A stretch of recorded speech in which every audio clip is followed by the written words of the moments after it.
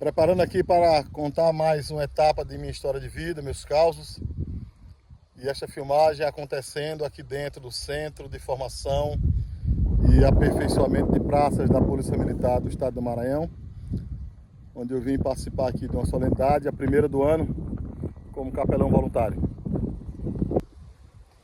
Essa etapa da minha vida começa em 1994 até o ano de 2001, que foi o ano da minha promoção ao posto de major, foi o ano de CAO em Pernambuco, promoção ao posto de capitão.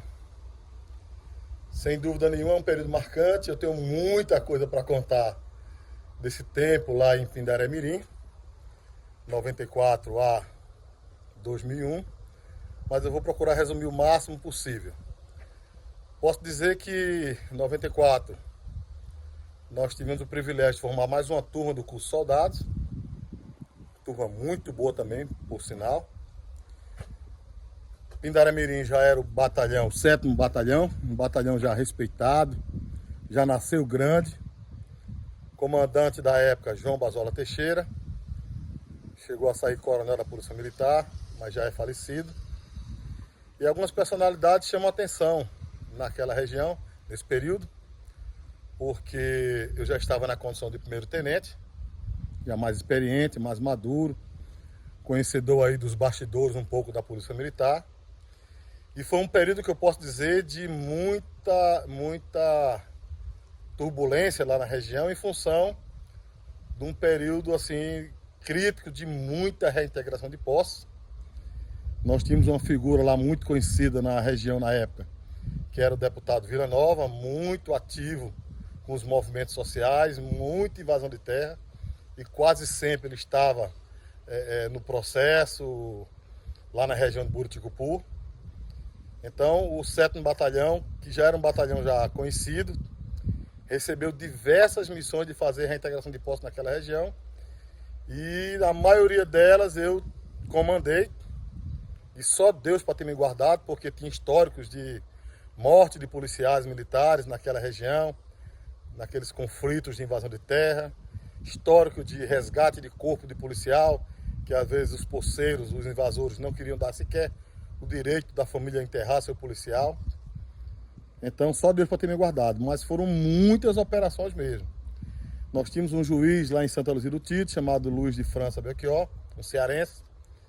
Esse eu tive o privilégio de contactar com ele recentemente, e a gente relembrar um pouco, porque ele restabeleceu a ordem em relação a muitas propriedades, dando as liminares de reintegração de posse, apoiando a polícia no trabalho de reintegração de posse, porque eram muitas na região, e ele foi um juiz que enfrentou essa problemática toda lá na região e apoiou muito a Polícia Militar nas ações, porque não era um período muito fácil não.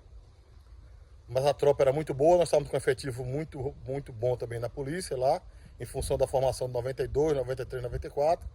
E a gente, mesmo sendo o P1 da unidade, na escala nossa lá, dos oficiais, eu sempre caí também para essas atividades.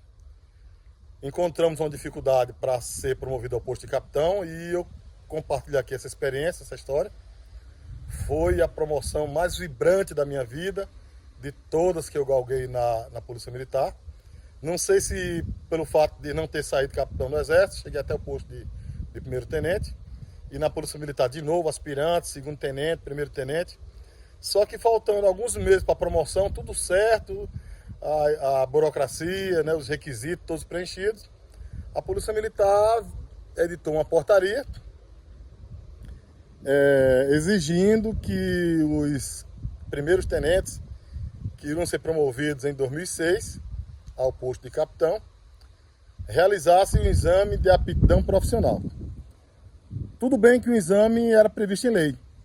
O detalhe é que a lei tinha 10 anos, aproximadamente, e nunca tinha sido aplicada.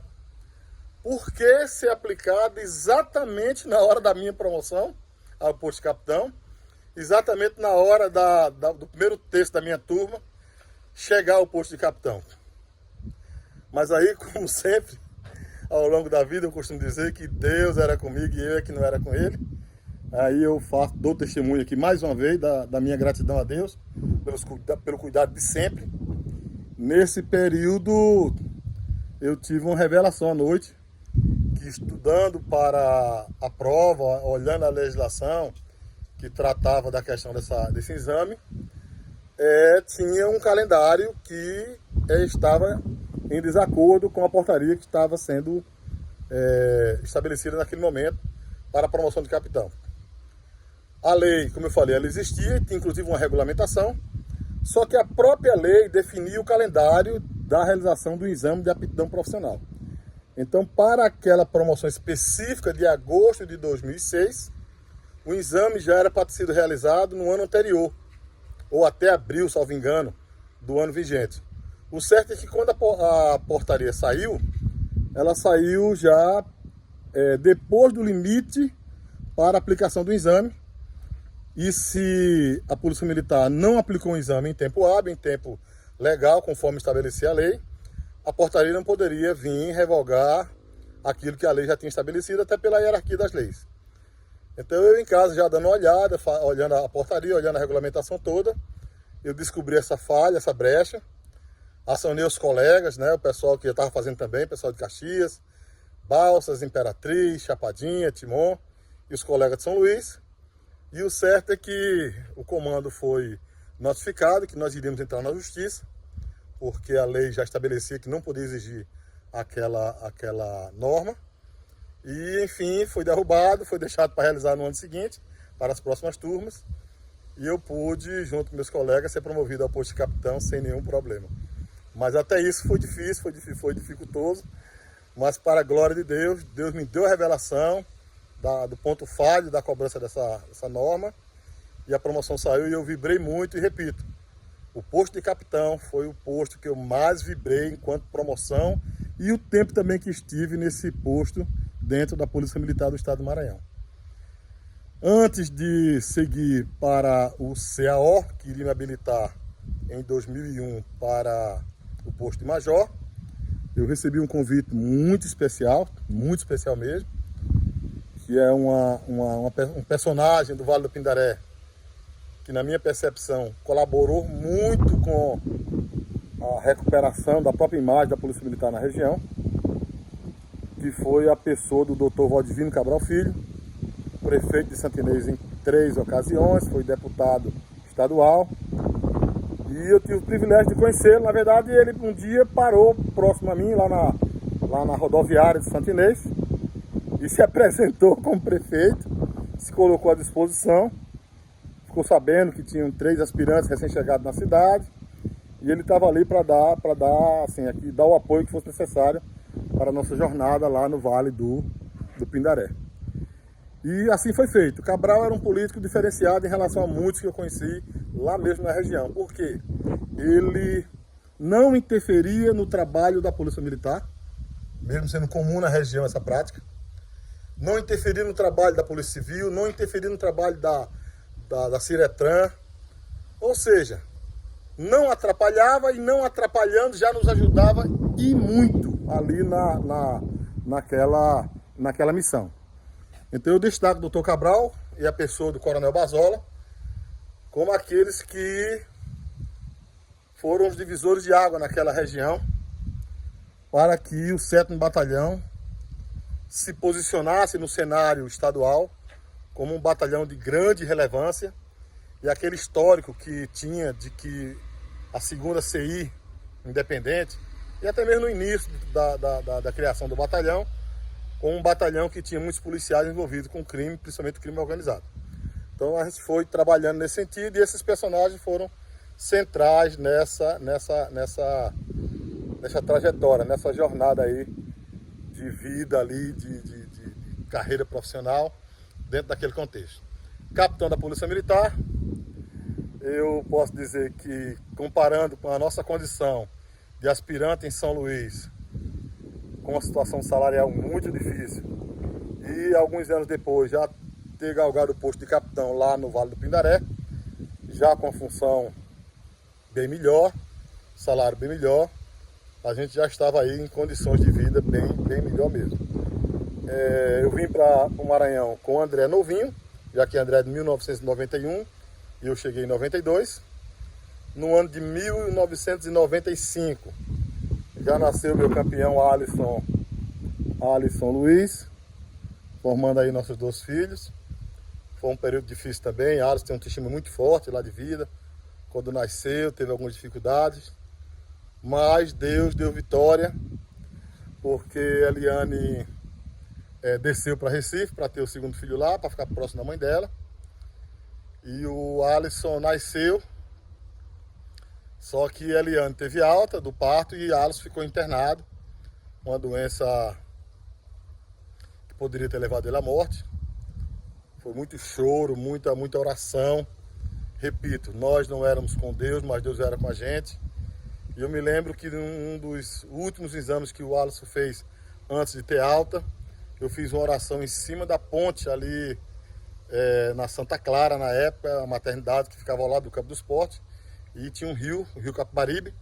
E eu, em cima daquele rio, olhando as pastas descendo, eu clamei em lágrimas a Deus que eu queria levar meu filho para casa. E Deus me atendeu, e em menos de 48 horas depois daquelas orações, Alisson estava tendo alta, porque o diagnóstico era de transferência, era de gravidade, era de ter que fazer uma transfusão sanguínea em outro hospital, no hospital público. A gente estava num convênio no hospital por meio de um plano de saúde gestante que a gente tinha feito, mas lá não tinha condições de fazer o procedimento. Tinha que levar Alisson para um hospital público, tirar todo o sangue dele, fazer uma transfusão de um novo sangue e pedir a Deus para recomeçar tudo de novo. Mas não precisou nada disso, orações atendidas, Deus é bom o tempo todo, o diabo não presta. E nós hoje estamos aqui dando testemunho, e meu negão, uma bênção de Deus aqui nessa geração. Eliane também ficou bem, eu chorava porque eu queria ver meu filho em casa com a mãe. Eu às vezes mentia para Eliane, dizia que estava tudo bem.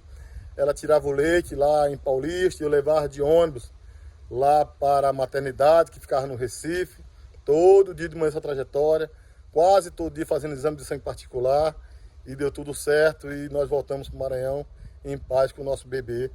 E aí, deixando registrado que os 2 filhos tinham nascido em Pernambuco, na mesma maternidade, cada um com história diferente, mas estava tudo bem para a glória de Deus. Fui convidado pelo Dr. Cabral, como prefeito municipal, a assumir a Ciretran de Santa Inês em 1997, 98, foi os 2 anos que eu passei lá na Ciretran. Foi uma experiência muito boa, muito positiva, ser diretor de um órgão de trânsito municipal, mas eu tive que agregar, e agregado eu tomei a decisão de voltar para o serviço ativo, para o batalhão, quando me preparei para ir para o CAO, que já estava chegando a hora, porque depois de 4 anos de capitão praticamente já, eu tinha que fazer esse curso. E aprove a Deus que o curso fosse lá em Recife, quando eu tive uma oportunidade imensa de passar aí uns 8, 10 meses com meus pais, principalmente meu pai, que estava vivendo uma nova história, já que ele esteve à beira da morte em 97, 98. Mas, mais uma vez, Deus deu livramento e me deu esse privilégio de conviver com meu pai sem o uso da bebida alcoólica. Teve uma história engraçada e muito forte, porque eu estava muito pesado na época, estava sem condições de fazer o TAF, e aí eu fui procurar o ortopedista da cidade para mostrar minha patela sobressalente que eu tenho aqui no joelho esquerdo, para fazer uma cirurgia e poder usar como desculpa para meus colegas de que eu não ia fazer o CO naquele ano em função da cirurgia. Mas aí o médico entendeu que não era necessário, me chamou a atenção, me motivou a voltar a treinar, e que, como eu tinha uns 6 meses pela frente, daria certo. Aí Deus usa o coronel Barcelos, na época capitão Barcelos, que já tinha feito o CO no ano anterior, já tinha sido promovido inclusive a major. Como ele era formado em educação física, ele fez um programa para mim de treinamento e de forma online. Ele foi o meu personal trainer durante aí uns 3, 4 meses, para que eu pudesse voltar a treinar, me capacitar, me preparar e estar em condições de fazer o teste físico. Deu tudo certo, fiz o teste físico. Tem um detalhezinho que eu vou contar no outro vídeo. E quando de fato eu fiz o TAF, me matriculei para o curso e segui para o estado de Pernambuco para fazer o curso de aperfeiçoamento de oficiais. ficando por aqui, gravando esse vídeo no Cefap, como eu falei no começo, dentro de um quartel, para melhor ilustrar a minha trajetória. Esse é mais um caos e aqui eu fico dando a vocês um feliz ano novo.